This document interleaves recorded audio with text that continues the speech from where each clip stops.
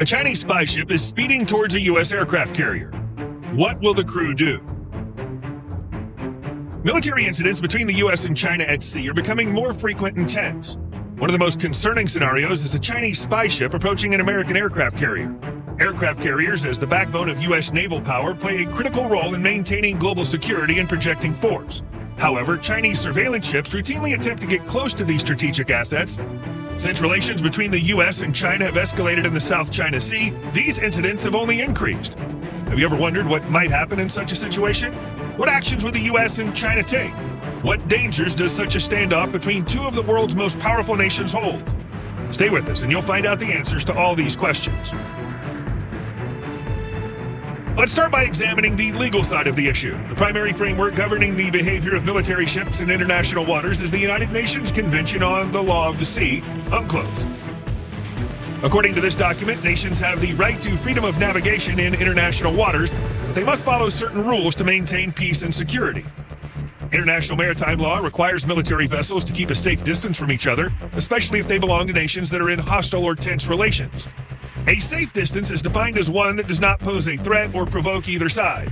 However, these rules are often ignored, particularly by countries like China or Russia, who frequently attempt to approach U.S. aircraft carriers or other military assets. Why do they do this? Certainly not for a selfie with an American warship in the background, although sometimes it's for that too. So why are the Chinese so determined to rattle the nerves of high-ranking Pentagon admirals by getting too close to U.S. aircraft carriers? First, it's a political display of strength. It's as if they're saying, look how tough we are, and we're not afraid of you at all. Sure, you might have a supercarrier like the USS Gerald R. Ford, along with 10 other slightly less formidable nuclear carriers, each weighing around 100,000 tons and armed with nearly 100 combat aircraft. But we're strong and brave. We have the means to destroy your carriers, and we want the whole world to see that China is also a powerful superpower, not willing to back down in its sphere of influence.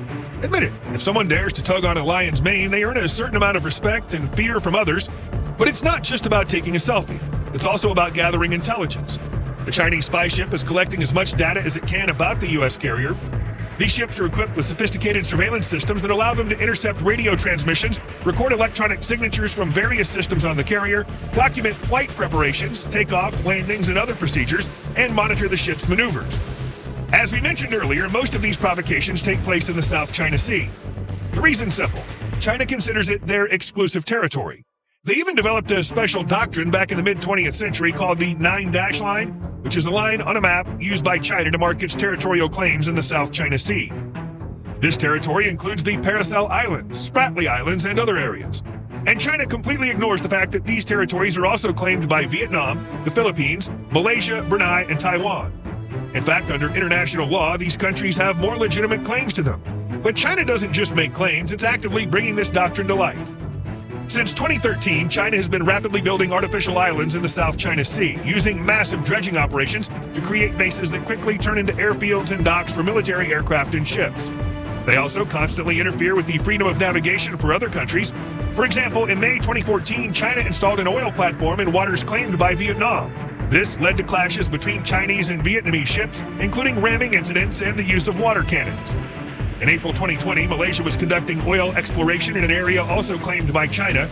In response, China sent military vessels to patrol the area, carrying out dangerous maneuvers near Malaysian ships. Of course, neither Vietnam, the Philippines, nor Malaysia can match China's economic or military power, but the U.S. has come to their aid. And it's not just because about 30% of the world's maritime trade, worth trillions of dollars annually, passes through the South China Sea. Controlling this region means controlling major trade routes, which makes it critically important to both China and the U.S. and its allies. It's not even just about the vast oil and gas reserves in the area. By some estimates, the South China Sea could contain about 11 billion barrels of oil and 190 trillion cubic feet, 5 trillion cubic meters of natural gas. And maybe it's not even about the U.S. as a bastion of democracy opposing those who use force to suppress the rights of weaker nations. The real issue is that if the U.S. wants to remain the global leader, it must confront anyone who disrupts the established world order, whether that's Russia, China, or Iran. That's why the U.S. regularly sends its aircraft carriers to patrol the South China Sea and conduct joint exercises with Taiwan, the Philippines, or Vietnam. And the White House fully understands that any mission in these waters will inevitably attract unwelcome attention from China, sometimes bordering on harassment. It's like when you're reading something on your tablet on a plane and the person next to you isn't just glancing over but is blatantly leaning over, breathing on you. So how do the U.S. Navy personnel handle such a situation? When a Chinese spy ship approaches an American aircraft carrier, the crew on the carrier follows a precise chain of actions aimed at assessing the threat, protecting the ship, and preventing escalation. Let's break down their response step by step. First, the Chinese ship is detected by the carrier's tracking systems, such as powerful multifunction radars, automatic ship identification systems, and satellite surveillance. The electronic warfare specialists immediately begin analyzing signals from the Chinese vessel to determine its exact type and mission. Is it civilian or military? Spy ships can often disguise themselves as civilian vessels, so additional checks are required. The operations team aboard the carrier gathers data on the activity of the Chinese ship, monitoring its course, speed, and maneuvers. If the Chinese vessel is heading directly towards the carrier or maintaining a specific distance, this could indicate reconnaissance or aggressive intentions. The watch officers relay this information to the command, which begins making decisions. If the situation escalates beyond routine monitoring, the captain may pass the information up the chain to the fleet command for further action. Now let's say the captain decides that the situation is serious. The shipwide announcement, General Quarters, is issued, signaling battle stations, or Condition 2, meaning heightened readiness without immediate combat engagement. Anti-air and electronic warfare units immediately ramp up efforts to suppress any attempts to intercept communications or other data from the carrier. Jamming systems are activated. As the Chinese ship approaches what's considered a threatening distance, usually 12 nautical miles, about 22 kilometers or 14 regular miles, carrier-based aircraft like FA-18 Hornets or F-35s, as well as helicopters, are launched. They fly over the spy ship, recording it with photo and video equipment. The carrier crew establishes communication with the Chinese ship via international channels and warns them to maintain a safe distance. The message typically includes a reminder of their obligation to follow international laws, such as Chinese military vessel. This is the U.S. aircraft carrier USS Gerald R. Ford. According to international maritime law and the United States Convention on the Law of the Sea, you're required to maintain a safe distance and not interfere with our operations. Any further approach will be considered a violation of international rules. Immediately alter your course and increase the distance. Please acknowledge receipt of this message. Over.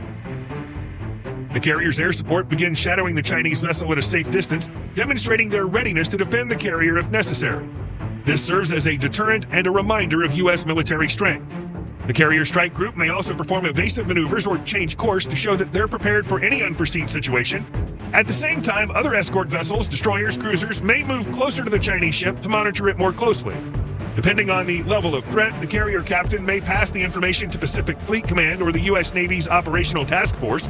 The decision on further actions depends on the assessment of the Chinese ship's approach and its potential threat. Alongside these actions at sea, diplomatic channels are activated. The U.S. may issue a formal warning to China through diplomatic or military channels, reminding them that such actions are unacceptable. But what if, despite the radio warnings, flyovers by carrier-based fighters, and all other efforts, the Chinese ship continues to approach the carrier? What happens next? If the Chinese vessel continues closing in, the carrier may shift to Condition 1, full combat readiness. All weapon systems, including air defense, missiles, and aviation, will be primed for immediate use.